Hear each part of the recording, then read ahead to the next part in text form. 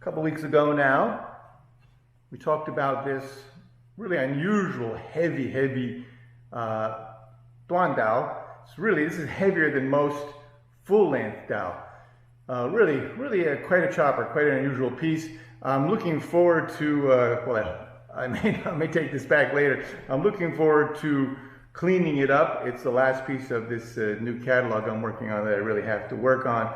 I recently found a tool I'd forgotten I had, one that I made. It's basically just a strip of wood that I sliced off one end at an angle and then took sandpaper and rounded the end so it fits in the fuller end. It's got about a 2-inch long surface, rounded surface, and it should fit this groove just right. And so I can put a lot of good pressure on it. So I'm looking forward to seeing how I can clean that up. It's going to be tough. This is really old, hard, arrested oxidation, more commonly known as rust in there. But I'm looking forward to at least doing what I can to clean it up. And as I explained before, there's some things on this piece, like here, there's a bit of a wart there. Some oxidation is not going to come out. And you have to really take your time when you're restoring a piece like this, or any antique for that matter, because there's a temptation to kind of start cleaning a spot and making that spot look nice. And then what it does is that's nice and clean, and then there's spots that you can't clean up, and it just makes those warts, as it were, look a lot worse. So it's going to be a minimal cleaning for the most part, not really a full polish by any means. But I'm going to see what I can do to these grooves, because I might be able to clean those, maybe completely clean, or at least a lot nicer, and it'll make them stand out and the piece look a lot nicer. But that was a real heavy one, and we talked about this one, and I'd say that this is a Duandao for really, I would probably say, an exceptional martial artist, because it's just too heavy for the average person to wield. Even I find like, yeah, this is maybe in some ways a little more difficult to wield than even my full-size cutting Dao. So it's kind of quite a monster, and I don't think this was made for show. There's a nick in it, a couple of nicks that look like this was really used in combat. So this was somebody who was quite a strong fellow, must have done a lot of training to be able to wield this and keep wielding it. So, but it's not in any way typical, so I thought I should show you a typical one. So here I have another Duandao, and it's quite a nice one. I like it. It's talking from a restoration point of view, it looks really nice, I think, from this point of view, with a scabbard and all, but it is cracked open at the bottom and a little bit at the top. So if you're displaying it, you can't really see that, but it is open at the bottom, and that's a bit of a quandary. If you were doing a full restoration on this, you probably would make a resting scabbard for it that was just plain wood, and you keep this one. Some people might recreate it. They could put the leather on. This is pigskin, accurate, and you could reuse the fitting. So it could be done.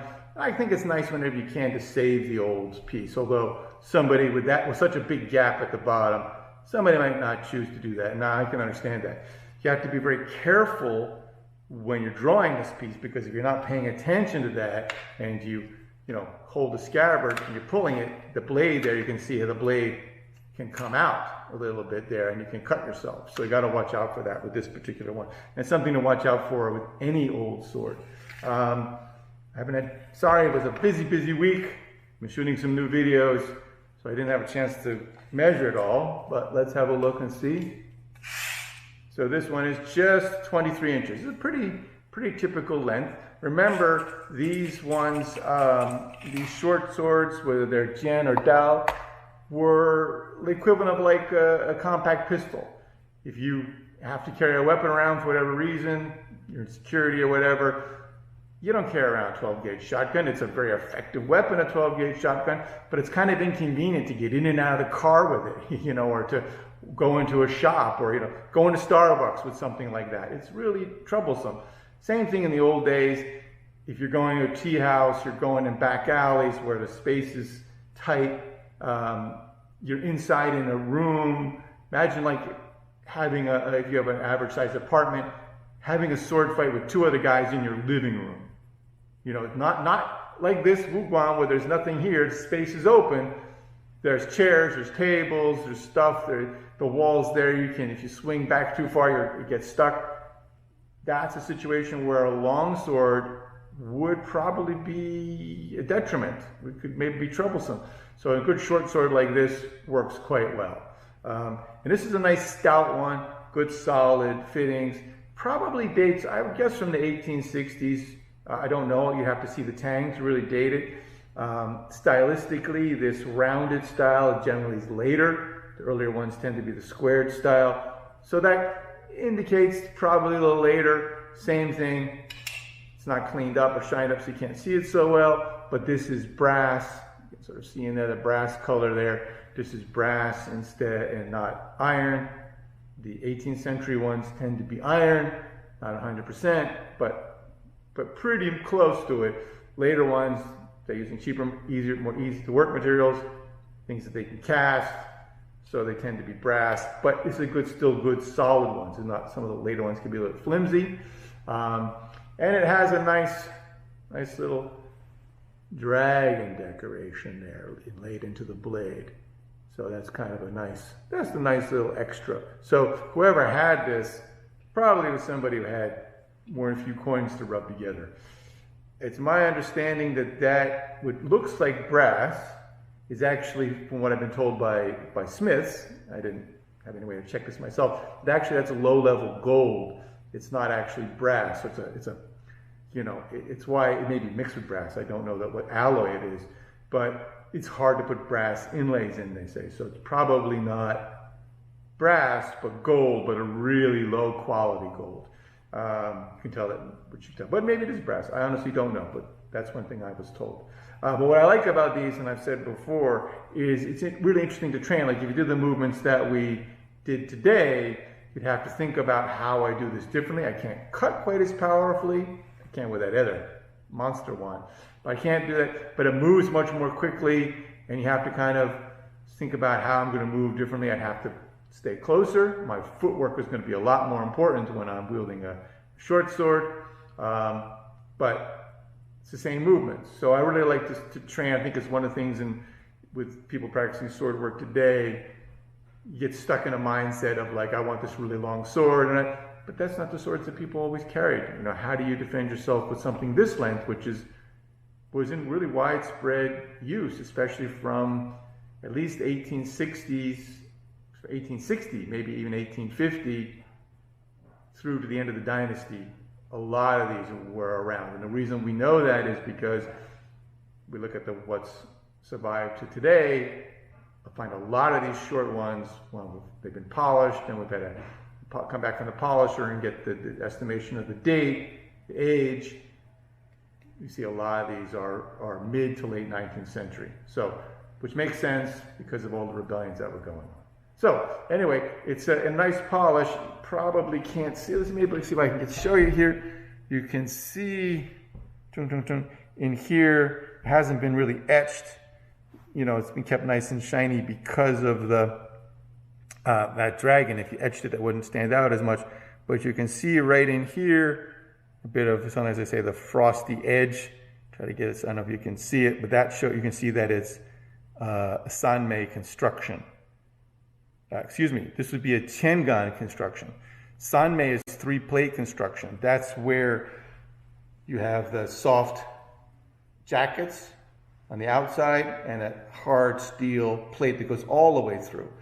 If I look on the back here, if you see on the back here, there's no line. If this were Sanmei, where the plate went all the way through, you would see here on the back a little thin line of that hardened steel. That's just like you can see it here a little bit. I don't know if that will come through. Sorry, that will come through here. Well, it's hard to show you these things. So you get light on it, then it reflects. Try to take photos of swords. It drives you nuts. You can spend all day trying to get one decent photo because anywhere you stand, you're getting a light reflection. And when you stand where there's no light reflection, you see your own reflection in the blade. So it's really drives me nuts trying to take pictures of swords. But if it were Sanmei, and sometimes they are made of Sanmei, I think what happened is the smiths made a lot of billets. And then a Sanmei billet you can make into a Dao or a Jian. Tiangan is more like you have a U shape, and you take a piece of the hardened steel and stick it in there and wrap that around.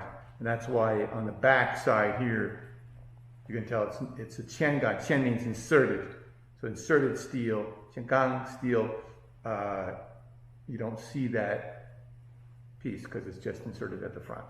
So you have to be careful and be aware of that when you're polishing, because here already the edge is kind of thin. There's a couple little nicks here and there. You can see this one, this blade was used. It saw combat. But if you were to polish those nicks out completely, then there would be none of the hardened edge left, probably, because it's very, I know it's hard to see over liner, but it's very, very thin here. So this blade, we can also tell, was, I would say, probably 3 millimeters wider.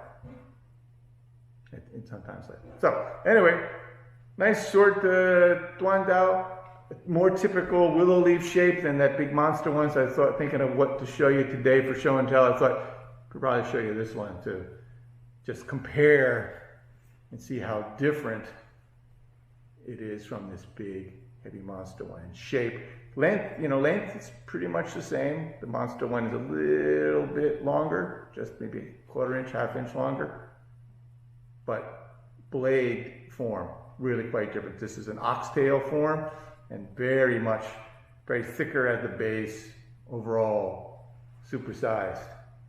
Okay, anyway, there you go. Typical, pretty standard, mid-Qing Duandao. Any questions? I really love the differences between them. You say they're both from the same period, but I guess it's hard to really date those. Well, yes. People like to put dates on things. I think it's always kind of questionable the way it's often done. The only way you can really do it is to see the tang. I would say these are relatively from the same period. That one, the more typical one, like I said, it could be anywhere from 1850 to 1900. Same for this one. So they're in the same, obviously if one is 50 years later, that seems quite different from maybe from our lifespan kind of perspective. But if you think about what's going on in China at the time, the problems the dynasty was facing, the rebellions, the incursion by foreign powers, because in the 1860s, you had the Taiping Rebellion, you also had the 2 Opium Wars. I mean, the first Opium War was so good they decided to have a sequel, right? So there was the second Opium War, and then there was the Boxer Rebellion, and not, like about 40 years later, and that was really, really horrendous time. The European powers basically experimented with their weapons. After they won, they would go, and Beijing was taken. The emperor went on an inspection tour to the west, went out to a town called Pingyao, place I've been, and they would just, the French and English and whoever would just sort of go out into the countryside to a village that was Boxer sympathizers and just shoot people. So really rough time in China. Also, it's so funny because in America, the Civil War still is important to many people. The Boxer Rebellion was 40 years later, after, about 40 years after our Civil War. And Americans mostly don't know anything about it, but it really, I think, affects the Chinese perspective in the world. Because amongst other things, something I think most people probably don't know is the first time ever that foreign soldiers were inside the Forbidden City were American soldiers, the Marines. They'd taken Beijing, and they went up to, the sergeant went up with a piece of chalk, put an X on the door, and walked back and used a cannon and blew the doors open, and went in and marched around the Forbidden City, and marched out. So that's the kind of thing that Chinese people would probably know about that Americans don't. And so sometimes they wonder, that has a big effect on international relations today. It was only 1900. So anyway, but yes, I think this is the kind of thing that I would though generally more associate with a, quote, boxer or martial artist because it's so specialized. and the skill. This is not an average guy's weapon. So I would associate this more with a serious martial artist who's put a lot of time in training. And the other one I'd associate with, what would you say, just the general, a weapon that anybody needed a weapon might get, whether or not they had training, right? And a big difference in the difficulty wielding this one versus this one. It's really different. I don't think anybody training here at the Academy wouldn't have trouble wielding this one. The other one I think you might find challenging. All right, anything else? If that were a custom weapon, the first one that you had, it's interesting because not only is it very heavy, and the guy must have been, proficient, but the handle is also quite small. One would assume that his hands were smaller than yours because you're holding on to the pommel and the And that's something I've wondered about. Things do get refit, so it is possible that somehow it broke and was refit. I mean, this thing, it was seen combat. It's possible. It is curious. I don't have a big hand, and it's just big enough. I'm just touching a little bit there, so it doesn't feel uncomfortable.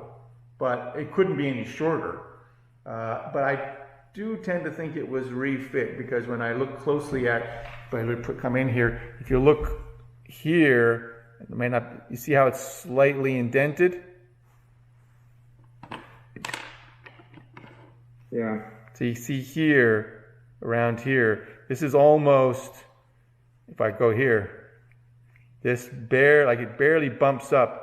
Normally this is sticking out a little bit, the tang where it comes through is sticking out a little bit more than this. And so, and it's actually around here, you can see how it's actually been dented in. That's not how it should be. That's not traditional. So I think that's a pretty solid indication that this has been refit at some time. And when they peened it over, it actually dented into the pommel a little bit. So I think this was longer at some point in life, and it just could have broken. Things break. Things aren't perfect, right? So the jar just broke, and what are you going to do? It's a good blade. You just refit it. You just got to trim it off and knock it back in. Heat it up, peen it over again. So, but it's solid now. I mean, if I shake it really hard, and probably you can't hear it, just a little bit of a wiggle, but that's it. It's a good and solid fit right now. So, anyway, and I think that's an old peony. Somebody might think it could be. Is that recent? No, I think the goo that's in there, that's not faked. That's from time. It's a reaction between the iron and the brass. So, yep. All right. So to Duandao, I think I probably is thinking that I'm trying to get in the habit of making roughly once a month, doing a little longer, more professional YouTube videos I've been doing. Shot one already this month, 1.5. I may actually do this as a proper thing with all the weights and measurements and comparing them for a little longer YouTube video.